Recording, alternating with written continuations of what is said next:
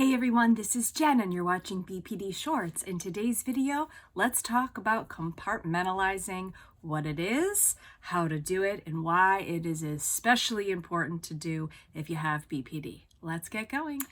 Have you ever had a really great day planned out? You're successful, you're getting things done. Perhaps you are completing a bunch of tasks at work, or you're getting a bunch of errands done, or you're preparing for a trip and you're getting a bunch of things checked off, and then something very dysregulating happens. It could be an unexpected piece of mail pops up in your mailbox. It could be a fight with someone.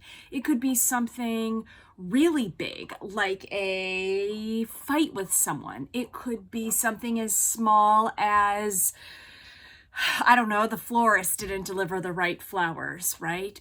Any of these things can be pretty nominal or minimal to somebody without BPD.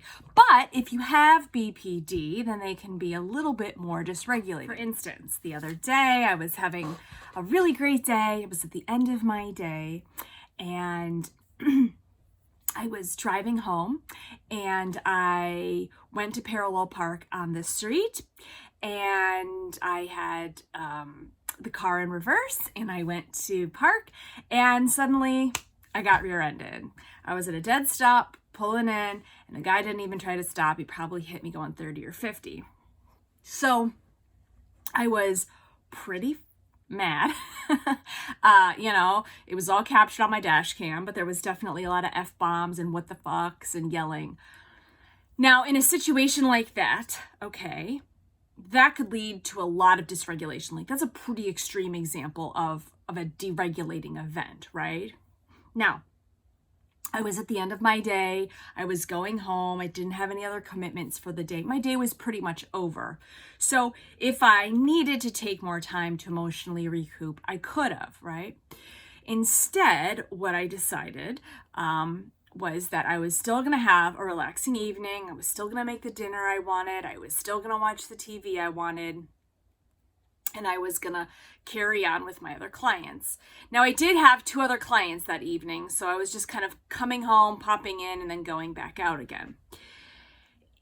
In my older, non-recovered days, I would have let that entire event totally collapse the rest of my day.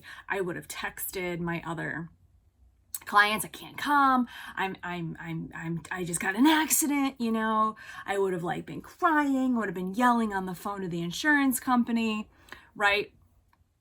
What I did instead is that instead of the hour that I was just going to kind of take a break at home and then go on to my next clients, I pulled in, I called my insurance agent and I got the claim rolling. I'm fine. My neck hurts a little bit. The car's fine. Surprisingly, it's fine. So I did what I needed to do, and then I went on to see my other clients, only really telling 1 or 2 people what had happened. I didn't let it stop me from getting the things that I needed to get done. Now, how do you go about that? Well, the way you go about that is a lot of darn practice. It did not just come to me overnight. One of the things that I really had to begin telling myself is, what do you want to accomplish today? What do you have to get accomplished today? And why it's so important to stay on task is for a few things. Number 1, staying on task and getting the things that you need to get done, showing up for work, showing up for appointments, being accountable, is all part of the mastery that enables you to have a greater feeling of success and accomplishment. And the more that you feel good about yourself, the more success you're going to have, and then you're just going to want to keep repeating that cycle, right? It's just it's a habit. Another reason that you want to stay on task is because when you don't show up to appointments, or you don't show regularity, or you don't keep the promises that you've made to people, what tends to happen? They think you're flaky. They stop inviting you. They stop relying on you. You lose business. You lose credibility. And then what does that do? That gets you feeling shameful about yourself. That gets you feeling upset about yourself, right? So that is how I have taught myself, okay, a lot of trial and error. What would happen to me when I didn't show up, right? And then I told myself, okay, do I want that to happen? I don't. So you're considering, right? You're making a decision. Am I going to let this derail me for the rest of the day, or am I going to get on with what I need to do? So, and reminding yourself, okay, what is it that I want to get done for the day, right? And so for me, I had to go see those 2 other clients, not create a drama. Now, how do I do that? Well, in that moment, I say, okay, what am I going to get done? I need to get this done. Okay. I quickly consider what happens if I don't get those things done. All right. I don't want that. And then secondly, I say, okay, well, I'm just going to go do it. And then when I get home, I will relax. I'll take a bath. I'll do yoga. So I'm using a skill called coping ahead a little bit.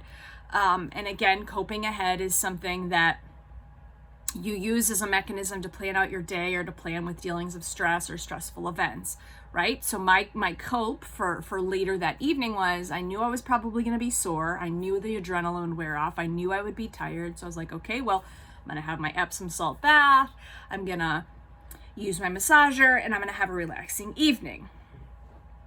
Now, obviously, this is a pretty big example, right? This is a pretty severe, getting into a car accident. Now, when would it be okay to not compartmentalize? When would it be okay for me to derail the rest of my day? Well, for one, if the accident had caused me real physical injury and not just a sore neck, okay.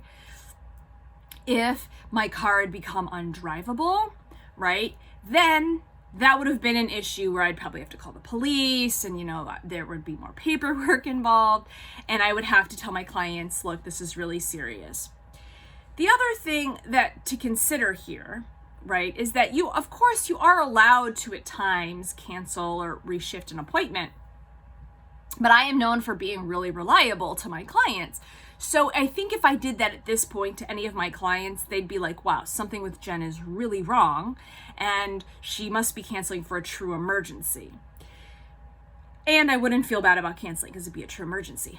But compartmentalizing is hard to do, and it sounds like a really easy skill, but it incorporates a lot of different little skills. What are they? Well, again, one is planning out that day, knowing what it is you want to get done for that day, and looking at what the things that you absolutely must do that day.